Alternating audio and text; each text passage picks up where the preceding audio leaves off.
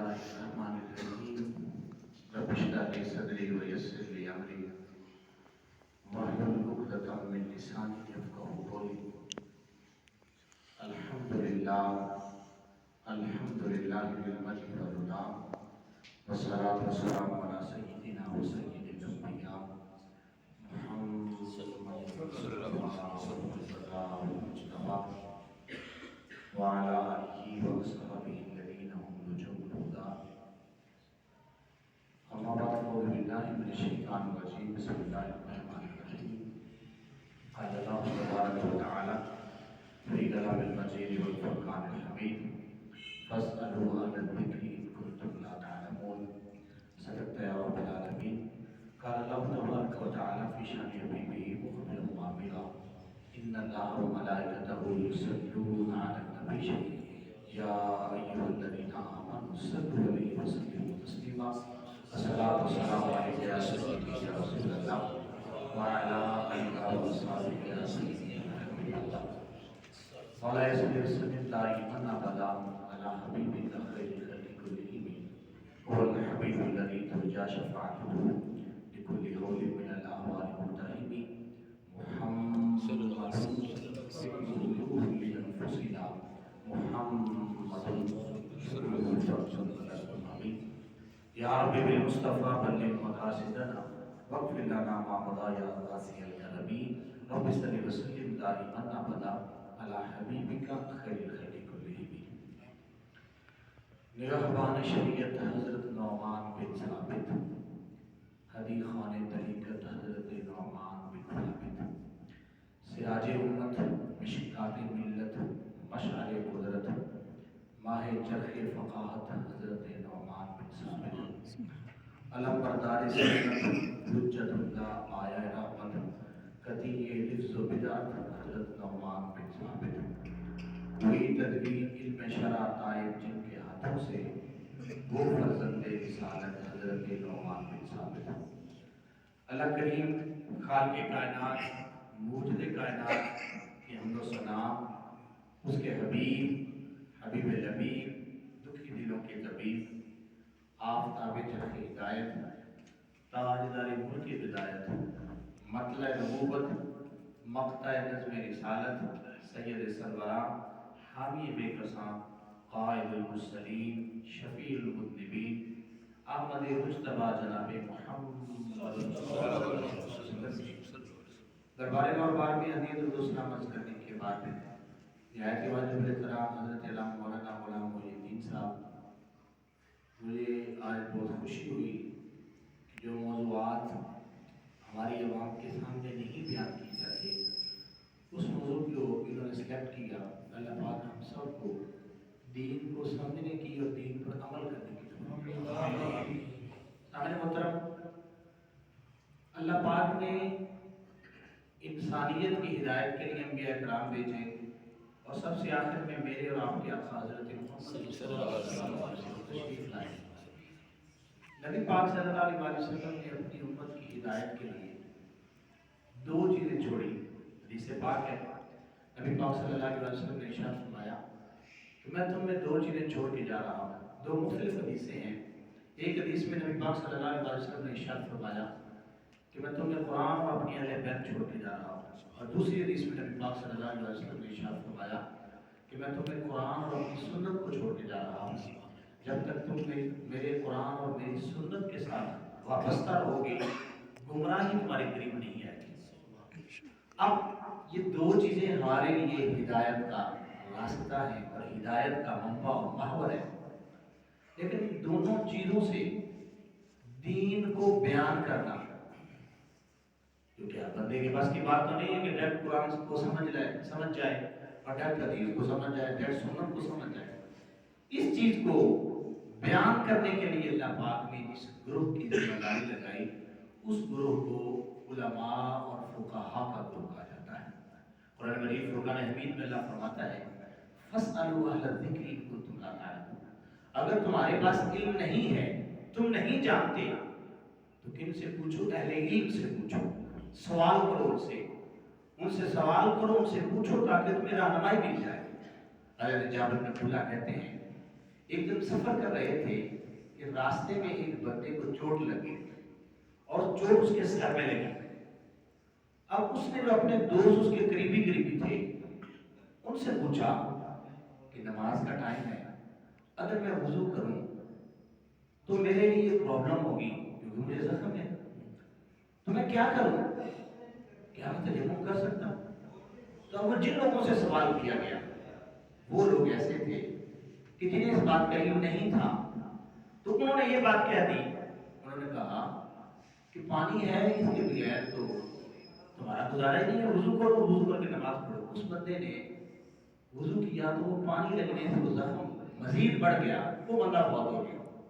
نبی پاک صلی اللہ علیہ وسلم کی بارگاہ میں یہ مسئلہ ہے کہ یا رسول اللہ صلی اللہ علیہ وسلم ایسے معاملہ ہوا ہے. تو نبی پاک صلی اللہ علیہ وسلم نے ارشاد فرمایا کاش کہ وہ بندہ ان لوگوں سے پوچھتا کہ جنہیں مسئلے کا پتہ تھا کہ اگر مجبوری ہے تو مجبوری میں تیمم کرنا جائز ہے, تو انہوں نے اس بندے کو گائیڈ غلط کیا ہے. تو یہ ہے وہ دین کہ اگر سمجھنا ہے ان لوگوں سے سمجھو کہ جنہیں پتہ ہے, جنہیں دین کے بارے میں علم ہے. اگر دین کے بارے میں علم نہ ہو تو پھر بندے کے لیے تباہی ہے, بربادی ہے, اپنی ساری زندگی کی اس کی محنت ضائع ہو جائے گی اور ساری زندگی کے لیے وہ بندہ ایسے رستے پہ چل پڑے گا جس رستے کے بعد تباہی اور بربادی ہوگی. میرے محبوب صلی اللہ علیہ وسلم نے اپنا علم اپنے صحابہ کو عطا فرمایا, صحابہ نے یہ تابعین کو عطا فرمایا, اور پھر تابعین کے زمانے میں اور تابعین کے بعد ایک ایسا گروہ پیدا ہوا, ایک ایسی جماعت پیدا ہوئی جس کو فقہاء کی جماعت کہا جاتا ہے. انہوں نے قرآن سے اور سنت سے پورے کا پورا دین اس کو ڈرائیو کر کے, نکال کے, اخذ کر کے, استنباط کر کے نبی پاک صلی اللہ علیہ وسلم کی امت تک پہنچایا. اور اللہ کا فضل ہے اتنی صدیاں بیت گئی ہیں, آج بھی ہمارے پاس صحیح سلامت مکمل شکل میں دین اسلام موجود ہے. اب میرے محبوب صلی اللہ علیہ وسلم نے جو صحابہ کو دین دیا, یہ بھی بڑی لطف بات ہے کہ نبی پاک صلی اللہ علیہ وسلم سے دین سیکھنے والے یا تو زیادہ وہ لوگ تھے جو ہر وقت سرکار کی خدمت میں رہتے تھے, یا نبی پاک صلی اللہ علیہ وسلم کے گھر والے تھے. اور ان گھر والوں میں جو سیر فہرست نام آتا ہے وہ حضرت علی مرتضیٰ شریف خدا رضی اللہ تعالیٰ عنہ کا آتا ہے. میرے محبوب صلی اللہ علیہ وسلم نے ارشاد فرمایا انا دار العلم وعلی بابھا, میں علم کا شہر ہوں اور علی اس کا دروازہ ہے. اور انا دار حکمت وعلی بابھا, میں حکمت کا شہر ہوں اور علی اس کا دروازہ ہے. یہ مختلف حدیثیں ہیں. ان تمام حدیث سے یہ بات ثابت ہوتی ہے کہ علم کا ایک بہت بڑا وسیلہ خدا قدوس نے نبی پاک صلی اللہ علیہ وسلم کے ذریعے حضرت علی مرتضیٰ شریف خدا کو بنایا. اور دوسرا میرے محبوب صلی اللہ علیہ وسلم نے ارشاد فرمایا کہ میرے دین کا اکثر حصہ سیکھنا ہے تو عائشہ سے سیکھو, کیونکہ حضرت عائشہ صدیقہ رضی اللہ تعالیٰ عنہ میرے محبوب علیہ السلام کے گھر میں رہتی تھی اور انہوں نے بھی دین لوگوں تک پہنچایا. اور اس کے علاوہ جو دوسرا وسیلہ ہے وہ ہے کہ نبی پاک صلی اللہ علیہ وسلم کے جو خادم تھے, جو ہر وقت سرکار صلی اللہ علیہ وسلم کی خدمت میں رہتے تھے, ان میں دو نمایاں نام ہیں. ایک حضرت انس بن مالک رضی اللہ تعالیٰ عنہ اور دوسرے حضرت عبداللہ بن مسعود رضی اللہ تعالیٰ عنہ. میرے محبوب صلی اللہ علیہ وسلم تشریف لے جا رہے ہیں اور اللہ کے پاک محبوب علیہ السلام کے ساتھ حضرت ابوبکر صدیق بھی موجود تھے. حضرت ابوبکر صدیق رضی اللہ عنہ سے سرکار نے کہا کہ ابوبکر پیاس لگی ہے, پانی پینا ہے. حضرت ابوبکر صدیق رضی اللہ عنہ کہتے ہیں میں کوشش کرتا ہوں یا رسول اللہ قریب ہی پانی مل جائے. وہ قریب دیکھا گیا تو پانی نہ ملا. دیکھا کہ ایک بچہ بکریاں چرا رہا ہے. میرے محبوب صلی اللہ علیہ وسلم نے جب اسے دیکھا تو حضرت ابوبکر صدیق قریب ہوئے اور کہنے لگے کہ اے بچے, تیری بکریاں ہیں, اگر تو کسی بکری کا دودھ ہمیں دے دے تو ہماری پیاس بجھ جائے گی. وہ کہنے لگا میں تو غلام ہوں, میں کسی کو پانی نہیں دوں, تو دودھ نہیں دے سکتا کیونکہ بکریاں کسی کی ہیں, اگر میں دودھ پلا دوں تو وہ مجھ سے پوچھے گی. تو حضرت ابوبکر صدیق رضی اللہ عنہ نے سرکار کے بارے میں عرض کی, یا رسول اللہ وہ کہہ رہا ہے کہ یہ بکری کسی کی ہیں, میں تو ایسے نہیں دے سکتا. سرکار نے میں اسے کہو کہ جو بکری دودھ نہیں دیتی وہ ہمیں دے دے, دودھ ہم خود لے لیں گے. اب اس بچے نے وہ بکری پکڑی جو دودھ نہیں دیتی تھی, نبی پاک صلی اللہ علیہ وسلم کی بارگاہ میں پیش کر دی. میرے محبوب صلی اللہ علیہ وسلم نے ہاتھ لگایا اور وہ دودھ نہیں دیتی تھی، دودھ اس کے تھنوں میں اتر آیا۔ نبی پاک صلی اللہ علیہ وسلم نے فرمایا اس بکری کا دودھ تو تمہارا مالک تم سے نہیں پوچھے گا، اس کی وجہ یہ ہے کہ یہ بکری دودھ دیتی نہیں ہے۔ نبی پاک صلی اللہ علیہ وسلم نے خود بھی پیا، حضرت ابو بکر صدیق رضی اللہ تعالیٰ عنہ نے بھی دودھ پیا۔ حضرت عبداللہ بن مسعود کی میں بات کر رہا ہوں کہ بچپن میں بکریاں چرا رہے ہیں اور محبوب صلی اللہ علیہ وسلم نے دودھ مانگا ہے تو انہوں نے بکری پیش کی ہے۔ اب جب انہوں نے یہ کام دیکھا تو کہنے لگے آپ تو بڑی عظیم ہستی ہیں، مجھے بھی یہ فیض عطا فرمائیں جو آپ کے پاس ہے۔ میرے محبوب علیہ السلام نے فرمایا کہ کلمہ پڑھو تمہیں یہ فیض ملے گا۔ انہوں نے کلمہ پڑھا، اس وقت میرے محبوب علیہ السلام نے ارشاد فرمایا انت غلام معلم، تو ایک ایسا بچہ ہے کہ تجھے اللہ علم کا خزانہ عطا فرمائے گا اور تو آگے لوگوں تک دین پہنچائے گا۔ یہ ہے حضرت عبداللہ بن مسعود رضی اللہ تعالیٰ عنہ۔ اب میں اپنے موضوع کی طرف آتا ہوں۔ یہ تمہید بیان کرنے کے بعد میں آپ کو یہ بتانا چاہتا ہوں، ادھر سے حضرت علی مرتضیٰ شیر خدا پورے دین کو سمجھ کر میرے محبوب علیہ السلام کے دین کے مبلغ بنے اور بہت بڑے مبلغ بنے، لیکن ڈیرا کہاں پہ لگایا ہے؟ انہوں نے کوفہ کے اندر ڈیرا لگایا اور ادھر سے حضرت عبداللہ بن مسعود رضی اللہ تعالیٰ عنہ نے میرے محبوب علیہ السلام سے دین سیکھا۔ اور کتنا سیکھا؟ کہتے ہیں کوئی ایسی قرآن کی آیت نہیں ہے اس کے بارے میں مجھے نہ پتا ہو کہ یہ کب اتری ہے اور کس لیے اتری ہے۔ وہ بھی مدینہ شریف سے چلے ہیں تو انہوں نے بھی کوفہ میں آ کے ڈیرا لگایا ہے اور یہاں پہ یہ دو عظیم ہستیاں اور پھر حضرت امام نووی کہتے ہیں کہ سارے کا سارا جو سرکار کا دین تھا یہ دین 6 صحابہ کے اندر تقسیم ہوا، یعنی وہ سارے کا سارا نچوڑ ان تک پہنچا۔ ان میں حضرت علی مرتضیٰ شیر خدا، حضرت عبداللہ بن مسعود رضی اللہ تعالیٰ عنہ اور امام نووی دوسرے صحابہ کا نام بتاتے ہیں اور وہ کہتے ہیں کہ یہ 6 صحابہ، ایک حضرت ابی بن کعب ہیں، یہ 6 صحابہ کے اندر دین آیا اور ان 6 صحابہ سے پھر یہ دین 2 صحابہ تک پہنچا، پورے کا پورا نچوڑ، اور وہ ایک ہے حضرت علی مرتضیٰ اور دوسرے حضرت عبداللہ بن مسعود رضی اللہ تعالیٰ عنہ۔ تو پتہ کیا چلا؟ تمام صحابہ کا علم، سرکار کا علم تمام صحابہ کے پاس اور تمام صحابہ کا علم پھر ان 6 صحابہ کے پاس اور ان 6 صحابہ میں سے پھر علم کا نچوڑ ان 2 صحابہ تک پہنچا، ایک حضرت علی مرتضیٰ شیر خدا ہے اور ایک حضرت عبداللہ بن مسعود ہیں، اور انہوں نے ڈیرا وہاں جا کے لگایا ہے کوفہ کی سرزمین پر۔ اور پھر وہاں پہ کیا ہوتا ہے؟ وہاں پہ ایک ایسی ہستی دنیا میں تشریف لائی جس کو امام اعظم ابو حنیفہ کہا جاتا ہے، اور وہ فیض بھی پھر کس طرح کا ہے؟ ایک کتابوں کے اندر لکھا ہوا ہے کہ آپ کے دادا، ان کا نام بھی نعمان تھا، وہ اپنے بیٹے ثابت کو لے کر حضرت علی مرتضیٰ شیر خدا رضی اللہ عنہ کی بارگاہ میں پہنچے، کیونکہ یہ ایران کے علاقے سے ہجرت کر کے کوفہ میں آئے تھے۔ تو وہاں پہلے تو انہوں نے کلمہ پڑھا اور کلمہ پڑھنے کے بعد انہوں نے اپنے بیٹے کو پیش کیا حضرت علی رضی اللہ عنہ کی بارگاہ میں۔ حضرت علی رضی اللہ تعالیٰ عنہ آپ دعا مانگتے ہیں، حالانکہ دعا کا انداز یہ ہوتا ہے جب بچہ آتا ہے تو یہ دعا مانگی جاتی ہے اللہ پاک اس کی عمر میں برکت عطا کرے، لیکن حضرت علی مرتضیٰ شیر خدا نے اس کے برعکس دعا مانگی۔ آپ نے فرمایا، آپ نے یہ ان کے سامنے کہ اللہ تیرے بیٹے کو بھی برکت عطا فرمائے اور اس کی آگے اولاد کو بھی برکت عطا فرمائے۔ اب حالانکہ صرف بچے کی دعا کی برکت کی دعا ہو جاتی تو یہی کافی تھی، لیکن حضرت علی مرتضیٰ شیر خدا اپنی نگاہ سے دیکھ رہے تھے کہ اسی گھر میں ایک بچہ پیدا ہوگا جس کا نام نعمان ابن ثابت ہوگا، اور وہی بچہ ایک ایسا کام کرے گا کہ جس کے بارے میں میرے محبوب علیہ السلام پہلے ہی ارشاد فرما گئے تھے اور سرکار کی حدیثوں میں۔ اور میں یہ سوچتا ہوں کہ یہ حدیثیں ان لوگوں کو کیوں نظر نہیں آتی جو لوگ حضرت امام اعظم ابو حنیفہ رحمۃ اللہ علیہ پہ اعتراض کرتے ہیں۔ اب یہ دیکھنے والے طور پر حدیث ہے نبی پاک صلی اللہ علیہ وسلم کی کہ سرکار صلی اللہ علیہ وسلم تلوہ گر تھے اور قرآن پاک کی آیت نازل ہوئی وَإِن تَتَوَلَّوْا يَسْتَبْدِلْ قَوْمًا غَيْرَكُمْ، یہ آیت نازل ہوئی کہ اے عرب والو اگر تم دین سے پھر جاؤ گے تو اللہ پاک تم میں ایک ایسی قوم پیدا کرے گا کہ وہ قوم تمہاری مثل نہیں ہوگی اور وہ لوگوں تک آگے دین پہنچائے گی۔ اب یہ جب آیت نازل ہوئی تو یہ میرے سامنے تفسیر کی کتاب ہے، صحابہ نے پوچھا وَمَن يَسْتَبْدِلْ بِنَا، اے میرے محبوب یہ بتائیں ہماری جگہ پہ کون سی قوم آئے گی کہ جو دین آگے لوگوں تک پہنچائے گی؟ تو اس وقت میرے محبوب صلی اللہ علیہ وسلم نے کیا ارشاد فرمایا؟ حضرت سلمان فارسی سرکار صلی اللہ علیہ وسلم کے پہلو میں بیٹھے تھے، وَقَانَا سلمان جب رسول اللہ صلی اللہ علیہ وسلم پہلو میں حضرت سلمان فارسی بیٹھے تھے، تو نبی پاک صلی اللہ علیہ وسلم نے ان کے ہاتھ رکھا اور ہاتھ رکھ کر سرکار صلی اللہ علیہ وسلم نے فرمایا ھذا واصحابہ، یہ جو سلمان فارسی ہے اس کی قوم میں سے اللہ ایک ایسا شخص اور ایسے لوگ پیدا کرے گا جن کے بارے میں سرکار نے فرمایا ھذا واصحابہ والذی نفس محمد بیدہ لو کان الایمان معلقا بثریا لتناولہ رجال من فارس، سرکار نے کہا اگر ایمان ثریا ستارے تک بھی پہنچ جائے گا اور ثریا ستارے کی طرف چلا جائے گا تو سلمان فارسی کی اولاد میں سے لوگ پیدا ہوں گے جو ایمان کو وہاں سے بھی لے آئیں گے۔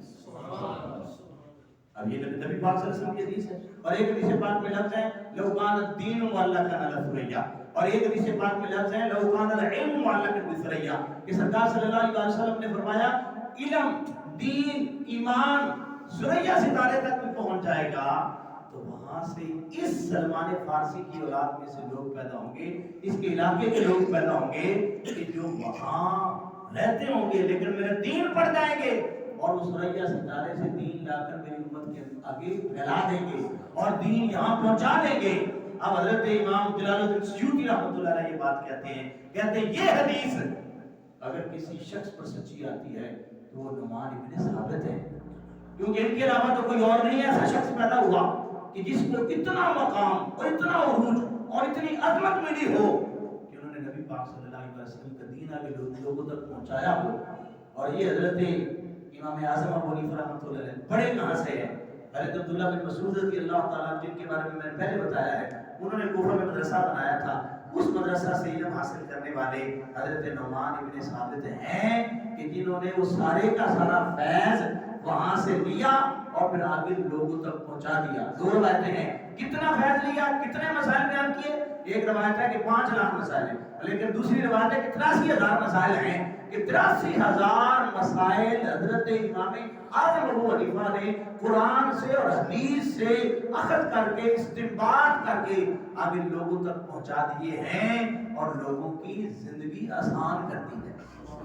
اور پھر یہ بات بھی ذہن میں رہے، وہ دور ایسا تھا کہ جب حدیث کا علم حاصل کرنے کے لیے لوگ بڑا لمبا سفر کرتے تھے اور حدیث پر بڑا کام ہو رہا تھا۔ اسی زمانے کی بات ہے، حضرت امام شافعی 500 صحابہ سے ان کی ملاقات ہے، حضرت امام شافعی کی 500 صحابہ سے انہوں نے علم حاصل کیا ہے۔ لیکن حضرت امام اعظم ابو حنیفہ رحمۃ اللہ علیہ کو دیکھا کرتے تھے، حضرت امام اعظم ابو حنیفہ اپنے گھر سے جب نکل کے کاروبار کے لیے جاتے تھے تو دیکھا کرتے تھے ان کو، اور ایک دن رو کر کہنے لگے اے بچے میں تیری پیشانی میں دیکھ رہا ہوں بیداری بھی ہے اور علم کا میں سمندر تمہاری پیشانی میں دیکھ رہا ہوں، علم حاصل کرو تاکہ لوگوں کو تم سے فائدہ ہو جائے۔ اب اللہ کے اگر دیکھا جائے تو حدیث پہ تو کام ہو رہا ہے، امام شافعی ہیں، اسی زمانے میں امام اعمش ہیں، اور امام اعمش بہت ہستی ہیں جنہوں نے حضرت انس بن مالک سے علم حاصل کیا، ڈائریکٹ علم حاصل کیا ہے، لیکن اس کے باوجود کسی شے کی ضرورت تھی کہ یہ محدثین بھی یہ بات کہہ رہے تھے کہ علم حاصل کرو، تمہارے ماتھے میں ہم دیکھ رہے ہیں، تو حضرت امام اعظم ابو حنیفہ رحمۃ اللہ علیہ بشارتیں بھی تھیں اور تمام کے تمام فقہاء اس وقت کے علماء جو تھے ان کی نظریں بھی تھیں۔ اللہ پاک نے اس امت کو ایک ایسی ہستی عطا فرمائی ہے کہ جنہوں نے دین وہاں سے حاصل کیا ہے اور پھر آگے لوگوں تک پہنچایا ہے، اور یہ بات بھی ذہن میں رہے۔ قرآن مجید کہتا ہے یا ایھا الذین آمنوا اطیعوا اللہ واطیعوا الرسول واولی الامر منکم، کہ اللہ کی اطاعت کرو اور اللہ کے رسول کی اطاعت کرو، اور اس کے بعد ہے اولی الامر لوگوں کی اطاعت کرو۔ امر والے کون ہیں؟ اب حضرت علی رضی اللہ عنہ کے شفیع حضرت حسن بصری سے پوچھتے ہیں کہ وہ کون ہے اولی الامر؟ حالانکہ آج کہتے نہیں صرف اللہ اور اللہ کے رسول کافی ہے، آج لوگوں کا فکر سے دور کرنے کا طریقہ ہے، کہتے نہیں صرف یہ کہو اللہ کافی ہے، اللہ کے رسول کافی ہے، ان سے جو کچھ ملا وہی کافی ہے اور کسی شے کی ضرورت نہیں۔ میں کہتا ہوں قرآن مجید میں تو اللہ پاک نے یہ بھی کہا ہے کہ اللہ کی بھی اطاعت کرو، اللہ کے رسول کی بھی اطاعت کرو اور اولی الامر لوگوں کی اطاعت کرو۔ اب اولی الامر کون ہیں؟ اس کے بارے میں حضرت حسن بصری کہتے ہیں کہ اولی الامر لوگ فقہاء کرام ہیں جنہوں نے علم حاصل کیا قرآن و سنت سے، پھر مسائل اخذ کر کے آگے لوگوں تک پہنچایا ہے۔ اور رہی بات حضرت امام اعظم ابو حنیفہ رحمۃ اللہ علیہ کی، آپ کو علم کے اندر جو مقام اور مرتبہ حاصل ہے اس پر مہر سرکار کے گھرانے نے بھی لگائی ہے۔ حضرت امام باقر جب آپ تک بات کے پہنچی، ایک ایسا شخص ہے گفا کے اندر جو رائے سے بات کرتا ہے، کیا سے بات کرتا ہے، تو آپ نے حضرت امام اعظم ابو حنیفہ رحمۃ اللہ علیہ جب ملے تو آپ نے یہ کہا کہ تمہارا نام نعمان بن ثابت ہے؟ جی حضور میرا نام نعمان بن ثابت ہے۔ تم کیا دین کو، میرے نانا جان کے دین کو رائے کے ذریعے پیش کرتے ہو، قیاس کے ذریعے پیش کرتے ہو؟ تو حضرت امام باقر نے جب یہ بات کہی تو ہاتھ بندھے ہوئے تھے حضرت امام اعظم کے، کہنے لگے حضور میری کیا ضرورت ہے میں آپ کے نانے کے دین کو بگاڑ سکوں؟ آپ کے نانا جان کی احادیث اور آپ کے نانا جان کے جو فرامین ہیں وہ میرے سر آنکھوں پر اور میری آنکھوں کی ٹھنڈک ہے، لیکن اگر آپ تشریف فرما ہوں تو میں آپ سے چند سوال پوچھنا چاہتا ہوں۔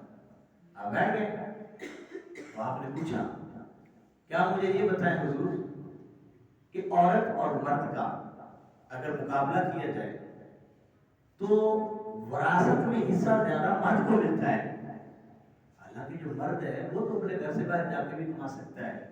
اگر میں اپنی عقل کی بات کروں تو عقل یہ کہتی ہے جو بندہ کما سکتا ہے اسے تھوڑا ملنا چاہیے، اور جو کما نہیں سکتی عورت اسے زیادہ ملنا چاہیے، کیونکہ جو کما سکتا ہے وہ تو اپنا مال زیادہ کر لے گا لیکن عورت تو نہیں کر سکتی۔ تو میں اپنی عقل کی بات نہیں کرتا، میں نے آپ کے نانا جان کے دین کے سامنے اپنی عقل کو قربان کر دیا ہے کہ میں نے یہ کہا ہے کہ جو سرکار نے فرما دیا وہی حرف آخر ہے، اگرچہ میری عقل کچھ اور کہتی ہے لیکن میں نے اپنی عقل کو سرکار کے سامنے قربان کر دیا ہے۔ دوسری بات کہنے لگی کہ دوسری وجہ یہ ہے، دوسری ایک بات مجھے بتائیں، عورت ایام مخصوصہ کے اندر جب نماز پڑھنے کے لیے اسے اجازت نہیں ہے، تو جب نماز پڑھنے کی اجازت نہیں اور ایام مخصوصہ گزر جاتے ہیں تو اب نماز کا زیادہ مرتبہ ہے، روزوں کا کم مرتبہ ہے۔ میری عقل یہ کہتی ہے کہ نمازیں قضاء سے کرنی چاہیے لیکن روزے قضاء نہیں کرنی چاہیے، لیکن شریعت کے حکم کے سامنے میں نے اپنا سر جھکا دیا ہے۔ اور تیسری بات ہے منی بھی ناپاک ہے، پیشاب بھی ناپاک ہے، لیکن منی کے ناپاک نکلنے سے غسل فرض ہوتا ہے، پیشاب ناپاک نکلتا ہے غسل فرض نہیں ہوتا۔ تو اگر میں عقل سے پوچھوں تو عقل یہ کہتی ہے جو زیادہ ناپاک ہے اس کے نکلنے پر بھی غسل فرض ہونا چاہیے، لیکن میں نے اپنی عقل کو آپ کے نانا کے دین کے سامنے قربان کر دیا ہے۔ جب آپ نے اتنی باتیں کہیں حضرت امام باقر کے سامنے، حضرت امام باقر کیا کہنے لگے؟ آپ فرمائے کون کہتا ہے کہ تم میرے نانے کے دین کو بگاڑ رہے ہو؟ تم تو میرے نانے کی سنت کا حیا کر رہے ہو۔ اور پھر حضرت امام جعفر صادق، حضرت امام باقر کی جو صاحبزادے ہیں، انہوں نے تو اتنا احترام دیا ہے آپ کو، حضرت امام اعظم ابو حنیفہ رحمۃ اللہ علیہ حرم شریف میں بیٹھے مسائل بیان کر رہے تھے، پتہ نہ چلا کہ امام جعفر صادق تشریف لے آئے، تو جب آپ کی نظر پڑی تو کہنے لگے حضور اگر مجھے پتا ہوتا تو میں اس طرح نہ بیٹھا رہتا، میں آپ کے ادب کے لیے کھڑا ہو جاتا۔ تو آپ نے کہا کوئی بات نہیں، تم بیٹھے رہو، وقت الناس، لوگوں کو فتوے دو، لوگوں کو دین پڑھاؤ۔ کیوں کہ میں نے اپنے بڑوں کو پایا ہے کہ وہ بھی ایسے دین پڑھا رہے ہوتے ہیں جیسے تم دین پڑھا رہے ہو۔ اب حضرت امام باقر، حضرت امام جعفر صادق کی مور لگی، اللہ پاک نے امام اعظم ابو حنیفہ رحمۃ اللہ علیہ کو علم کے خزانے عطا فرمائے، اور پھر انہوں نے ہم تک جو دین اتنی محنت سے پہنچایا ہے، یہ بات ذہن میں رہے۔ نبی پاک صلی اللہ علیہ وسلم کی حدیث ہے، سرکار نے فرمایا لکلی شیء وعایا، ہر ایک چیز کا کوئی نہ کوئی ستون ہوتا ہے، ستون کے بغیر کوئی چیز رہ نہیں سکتی۔ یہ چھت ہے، چھت کا ستون ہے، اگر ستون نہ ہو، یہ دیواریں نہ ہو جو ستون کا کام کر رہی ہیں، تو یہ چھت قائم نہیں رہ سکتی۔ میرے مصطفیٰ کریم صلی اللہ علیہ وسلم نے ارشاد فرمایا میرے دین کا ستون اللہ نے فقہ کو بنا دیا ہے، یہ فقہ میرے دین کا ستون ہے۔ جب تک فقہ کے ساتھ لوگ منسلک رہیں گے اور جب تک فقہ پہ عمل کرتے رہیں گے، خدا قدوس میرے دین کو سلامت رکھے گا۔ اب دین ہم تک پہنچا پھر فقہ کرام کے ذریعے پہنچا ہے، اور یہ بات بھی ذہن میں رہے کہ باقی جو حدیث کی کتابیں ہیں، حدیث کی کتابوں میں امام بخاری کا بہت بڑا مقام ہے۔ حضرت امام بخاری نے بخاری شریف لکھی اور وہ ہم تک پہنچی، لیکن ذرا یہ بھی تو تصور کریں، امام بخاری حضرت امام اعظم ابو حنیفہ رحمۃ اللہ علیہ کے شاگردوں کے شاگردوں کے شاگرد ہیں۔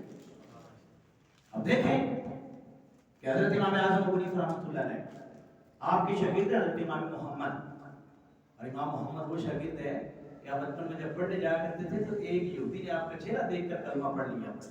اسے پوچھا گیا کہ تم نے یہ بچے کو دیکھ کے کلمہ پڑھ لیا ہے؟ وہ کہنے لگا کہ میں سوچ رہا تھا اتنا سونا یہ خوبصورت سا بچہ ہے، تو جس امت میں چھوٹا محمد اتنا سونا ہے اس امت کا بڑا محمد. اب حضرت امام محمد ڈائریکٹ شاگرد ہے حضرت امام اعظم کے، حضرت امام ابو یوسف ڈائریکٹ شاگرد ہے حضرت امام اعظم کے، اور ان دونوں ہستیوں کے آگے شاگرد حضرت امام شافعی ہیں. حضرت امام شافعی کے شاگرد آگے امام احمد بن حنبل ہے، اور حضرت امام احمد بن حنبل کے شاگرد آگے پھر امام بخاری ہے. اور جتنے بھی حدیثوں کے لکھنے والے ہیں یہ تو بالواسطہ حضرت امام اعظم ابو حنیفہ رحمۃ اللہ علیہ کے شاگرد ہیں. اور پھر زمانہ بھی دیکھیں کتنا قریب کا ہے. حضرت امام اعظم ابو حنیفہ رحمۃ اللہ علیہ نے 6 صحابہ کی زیارت کی ہے، اور پھر وہ صحابہ کا تمام دین پہلے آپ تک پہنچا ہے، آپ کے وسیلے سے آگے پہنچا ہے.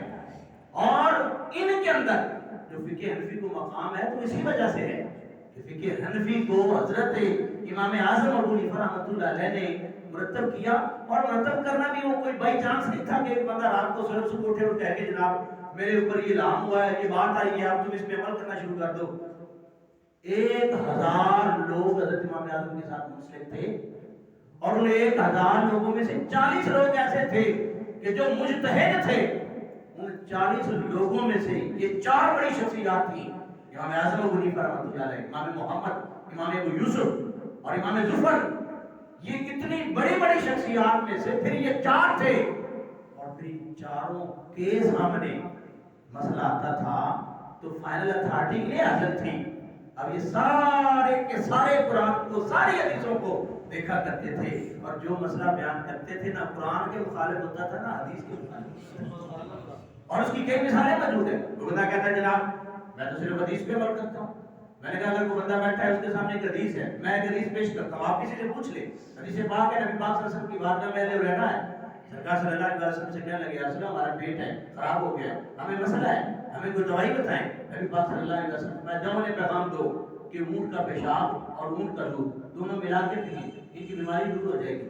میں نے کہا اگر حدیث کی بات کریں تو حدیث اگر سمجھ نہ آئے تو دین بھی سمجھ نہیں آتا. اب اس حدیث میں دودھ اور پیشاب پینے کا حکم ہے. اب کیا کوئی بندہ ایسا ہے کہ جو دودھ اور پیشاب کو ملا کے پیے؟ نہیں. پتا کیا چلا، حدیث کو بیان بھی کرنا ہے تو اس کا دیکھنا ہے کہ یہ کس موقع پہ حدیث آئی، اور پھر اس حدیث پاک کو دیکھ کر پھر آگے لوگوں تک یہ مسئلہ پہنچانا ہوتا ہے. کتنے مسائل آج بھی ہیں. اب دیکھیں آج تو آن لائن کا زمانہ ہے. اس زمانے میں کتنے مسائل ہیں کہ جن مسائل کو ہم نہیں حل کر سکتے جب تک ہمارے سامنے فقہ نہیں ہوگی. فقہ کے اصول اللہ پاک نے ہمیں عطا فرمائے ہیں، ان اصولوں کی روشنی میں آج بھی فقہ حنفی روشن ہے. اور اللہ کا فضل ہے کہ اللہ پاک نے ہمیں دین بھی عطا فرمایا ہے تو قرآن مجید کی اور حدیث پاک کی عملی تفسیر کے طور پر فقہ حنفی عطا فرمائی ہے. اور فقہ حنفی کے وہ مسائل آج ہمارے پاس موجود ہیں تو اللہ پاک نے ہماری زندگی کو بھی آسان فرما دیا. اور پھر یہ جو محدثین تھے ان کو بھی جو دیکھو، حضرت امام اعمش کوئی عام شخصیت نہیں، حضرت انس بن مالک کے شاگرد ہیں. لیکن کسی بندے نے آ کے مسئلہ پوچھا، کہنے لگے یہ تو میں نے کبھی اس حدیث پاک نہیں پڑھی اس طرح کی جس میں یہ مسئلہ موجود ہو. سامنے حضرت امام اعظم ابو حنیفہ رحمۃ اللہ علیہ بیٹھے تھے. آپ کہنے لگے بتاؤ اے نعمان تمہیں اس مسئلے کا پتہ ہے؟ تو آپ نے فرمایا ہاں مجھے پتہ ہے. آپ نے مسئلہ بیان کر دیا. حضرت امام اعمش نے مسئلہ بتا دیا، وہ بندہ چلا گیا. آپ نے کہا یہ مسئلہ تم نے کہاں سے دیکھا؟ وہ کہنے لگے حضور جو آپ سے میں نے حدیثیں پڑھی انہی سے میں نے مسئلہ نکال کے آپ کو بتایا.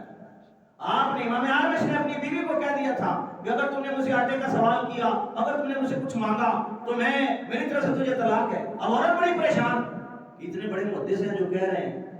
تو وہ کہنے لگی اس مسئلے کا تو حل ہی کوئی نہیں. تو آخرکار اس نے رابطہ کیا حضرت امام اعظم ابو حنیفہ رحمۃ اللہ علیہ سے. تو آپ نے فرمایا اس مسئلے کا حل میں تمہیں بتا دیتا ہوں، تم بات نہ کرنا کہ آٹا ختم ہو گیا. ہاں جہاں پہ کپڑے ٹنگے ہوتے ہیں نا امام اعمش کے، تم جو تمہارا وہ کپڑا جس میں تم آٹا رکھتی ہو وہ کپڑا ان کے کپڑوں کے ساتھ جوڑ کے رکھ دینا. جب اٹھیں گے تو انہیں پتہ چل جائے گا کہ آٹا گھر میں ختم ہے. تم بات نہیں کرو گی تمہیں طلاق نہیں ہوگی. اب امام اعمش بھی کئی ایسے مسائل میں صبح جب آپ وہ معاملہ ہوا تو آپ کہنے لگے ضرور بھی ضرور یہ بات بتائی ہوگی تو نعمان بن ثابت نے بتائی ہوگی. یعنی جو محدثین اتنے بڑے بڑے ہیں وہ بھی اگر مسئلہ کوئی ہوتا ہے اس مسئلے میں حضرت امام اعظم ابو حنیفہ رحمۃ اللہ علیہ سے مسئلہ پوچھتے ہیں. اور پھر مسائل چونکہ اتنی کثرت سے ہیں ان مسائل کا حل کسی نہ کسی طریقے تو کرنا تھا. اور وہ مسائل اللہ کا فضل ہے امام اعظم ابو حنیفہ رحمۃ اللہ علیہ نے بیان کیے. اور یہ بات بھی یاد رکھیں آج ہمارے پاس جو دین پہنچا ہے نا حضرت امام اعظم ابو حنیفہ رحمۃ اللہ علیہ کے ذریعے یہ بھی ہم بے سندے نہیں ہیں کہ ہماری کوئی سند ہی نہ ہو اور ہم یہاں بیٹھے اور ہم کہیں کہ جناب ہمیں رات کو الہام ہوا اور ہمیں پتہ چل گیا. نہیں, آخری بات ہے اور بڑی مزے کی بات ہے, بہت خوبصورت بات ہے. یہ بات کر کے میں اپنی بات کو ختم کرتا ہوں کہ ہم تک بھی جو دین پہنچا ہے وہ ویسے نہیں پہنچ گیا کہ کوئی سند ہی نہ ہو. ہمارے پاس پہنچنے میں ویسے ہی ہمیں پتہ چل گیا ہو کہ یہ فلاں نے کتاب ویسے لکھ دی ہے. اب دیکھیں میں ہوں یا علامہ صاحب ہیں ہمارے جو استاد ہیں کسی نہ کسی طریقے سے انہیں فیض لیا ہے محدث اعظم پاکستان سے, فیصل آباد کے محدث اعظم پاکستان نے فیض لیا ہے اپنے ریاض صاحب سے, بارہ صاحب ہماری شریعت ہیں اور اعلیٰ حضرت کے گھرانے سے اعلیٰ حضرت امام محمد رضا خان خالد دیوی رحمۃ اللہ علیہ نے انہوں نے ان کا فیض یہ پورے برصغیر کے اندر اب تک چل رہا ہے اللہ کی مدد سے. اور ان کا یہ خزانہ ہے نا فتاوی رضویہ شریف اللہ کا فضل ہے میری پی ایچ ڈی فتاوی رضویہ شریف پہ ہے اور اتنے مسائل ہیں اتنے 22,000 صفحات ہیں جو حضرت امام محمد رضا خان خالد دیوی رحمۃ اللہ علیہ نے امت تک پہنچائے ہیں. لیکن انہوں نے کہاں سے حاصل کیا؟ اب دیکھیں انہیں فیض ملا شیخ عبد الرحمن السراج سے. ان کے آگے استاد ہیں شیخ جمال بن عبداللہ مفتی مکہ, آگے ان کے استاد ہیں شیخ محمد عابد انصاری, آگے ان کے استاد ہیں شیخ یوسف محمد بن علاء الدین, ان کے آگے استاد ہیں شیخ عبد القادر بن خلیل, ان کے استاد ہیں شیخ اسماعیل بن عبداللہ, ان کے آگے استاد ہیں شیخ عبد الغنی بن اسماعیل, اور آگے ان کے استاد ہیں شیخ حسن شرف گلالی, آگے ان کے استاد ہیں شیخ محمد بن عبد الرحمن, ان کے استاد شیخ احمد بن یونس, ان کے استاد شیخ سری الدین عبد البر, اور ان کے استاد شیخ کمال ابن حمام صاحب فتح القدیر جو ہے, ان کے آگے استاد ہیں شیخ سراج, آگے ان کے استاد ہیں شیخ علاء الدین سیرانی, ان کے استاد ہیں شیخ سید جلال الدین قباضی, ان کے استاد ہیں شیخ عبدالعزیز بخاری, آگے ان کے استاد ہیں شیخ جلال الدین الکبیر, ان کے استاد ہیں امام عبدالستار بن محمد قردری, ان کے استاد ہیں امام برہان الدین صاحب ہدایہ, آگے ان کے استاد ہیں امام فخر الاسلام قردری, ان کے استاد ہیں امام شمس العلماء حلوانی, ان کے استاد ہیں شیخ قاضی ابو علی نصفی, ان کے استاد ہیں شیخ ابو بکر محمد بن فضل, آگے ان کے استاد ہیں امام محمد ابو عبداللہ, ان کے استاد ہیں شیخ عبداللہ بن ابی حفص بخاری, ان کے استاد ہیں شیخ احمد بن حفص, اور ان کے استاد ہیں شیخ محمد بن حسن شیبانی, اور ان کے استاد ہیں حضرت امام اعظم ابو حنیفہ رحمۃ اللہ علیہ. یہ پوری سند اب تک پہنچی. اور پھر آگے حضرت امام اعظم ابو حنیفہ رحمۃ اللہ, بڑی خوبصورت بات ہے, حضرت امام اعظم ابو حنیفہ رحمۃ اللہ علیہ تک جو دین پہنچا ہے یہ نہیں ہے کہ وہ کھڑے ہوئے اور انہوں نے خود ہی اپنی ایک رائے قائم کر لی, نہیں, ان کو بھی خداوند قدوس نے جو فیض دیا ہے کتنے طریقوں سے انہیں فیض ملا. ایک طریقہ یہ ہے کہ حضرت امام اعظم ابو حنیفہ رحمۃ اللہ علیہ ان کے استاد ہیں عطا ابن ربا ابی ربا, اور انہوں نے دین حاصل کیا حضرت عائشہ صدیقہ رضی اللہ تعالیٰ عنہ سے, اور حضرت عائشہ صدیقہ رضی اللہ تعالیٰ عنہ نے دین حاصل کیا میرے مصطفیٰ کریم سے, اور میرے محبوب سے جو دین پہنچا ہے وہ پہنچا ہے اللہ کی بارگاہ سے. اب دوسرا وسیلہ دیکھیں, حضرت امام اعظم ابو حنیفہ رحمۃ اللہ علیہ کے استاد ہیں شیخ حماد, شیخ حماد کے استاد ہیں ابراہیم نخعی, اور ابراہیم نخعی کے استاد ہیں حضرت علقمہ, اور حضرت علقمہ کے استاد ہیں حضرت عبداللہ بن مسعود رضی اللہ تعالیٰ عنہ.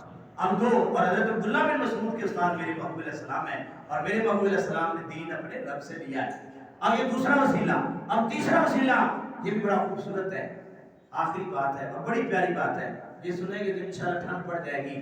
ہم بے سندے نہیں ہیں, کہتے ہیں نا بنا کہتے ہیں بے سنتے نہیں ہیں, اللہ کا فضل ہے ہماری سند موجود ہے. اور میرا چیلنج ہے, میں یہ کہتا ہوں جتنے حضرات ہیں جتنے فقہ والے وہ اپنی سند اسلام کی دکھا دیں, ان کے پاس سند ہی کوئی نہیں. کسی کی یہی برصغیر میں ختم ہو جاتی ہے, اور کسی کی زیادہ کرے تو ابن تیمیہ تک جائے گی, اور ابن تیمیہ کے بعد پھر کٹ لگ جاتا ہے آگے. یا تو ابن تیمیہ کی سند ملانے کے لیے تمہیں اپنے ان کے جو استاد ابن تیمیہ کا جو استاد ہیں انہیں ماننا پڑے گا, وہ ہمارے سنی ہے, یا پھر وہ کہیں گے نہیں ہم ان کو مانتے نہیں ہیں, تو ان کی سندیں پوری نہیں ہے. میں نے الحمدللہ ایک پوری کی پوری کی پوری میں نے ایک جو اسائنمنٹ لکھی ہے، اس میں اللہ کا فضل ہے ہمارے سلسلے بھی سرکار تک پہنچتے ہیں، ہماری حدیث کی سندیں بھی سرکار تک پہنچتی ہیں، اور ہماری فقہ کی سندیں بھی سرکار تک پہنچتی ہیں۔ آپ دیکھیں اگلا بڑا پیارا وسیلہ ہے، اور یہ اتنا پیارا وسیلہ ہے، یقین مانے آج دین ہم تک پہنچا ہے، کتنے پیارے وسیلے سے پہنچا ہے۔ حضرت امام اعظم ابو حنیفہ رحمۃ اللہ علیہ، آپ کے استاد ہیں امام جعفر صادق رضی اللہ تعالیٰ، اور حضرت امام جعفر صادق کے استاد ہے حضرت امام باقر، اور حضرت امام باقر کے استاد ہیں حضرت امام زین العابدین، اور حضرت امام زین العابدین کے استاد ہیں حضرت امام حسین، اور حضرت امام حسین رضی اللہ تعالیٰ کے استاد ہیں حضرت علی المرتضی شیر خدا، اور حضرت علی المرتضی شیر خدا کے استاد ہیں میرے محبوب صلی اللہ علیہ وسلم، اور سرکار نے سارا دین لیا ہے اپنے رب سے۔ اس لیے کئی بزرگ ہمارے اس علاقے کے اندر، سب سے بڑی ہستی تو داتا صاحب ہے نا، داتا صاحب رحمۃ اللہ علیہ کشف المعجوب شریف میں لکھتے ہیں کہ میں نے ایک دن خواب میں سرکار کو دیکھا، سرکار نے ایسے کسی شخصیت کو اٹھایا ہوا تھا جیسے کسی بچے کو اٹھاتے ہیں، تو میں نے پوچھ لیا یا رسول اللہ یہ آپ کے ہاتھوں میں کون ہے؟ تو میرے مصطفیٰ کریم نے فرمایا اے علی اجویری یہ تیرا امام ہے۔ تو وہ امام اعظم ابو حنیفہ تھے۔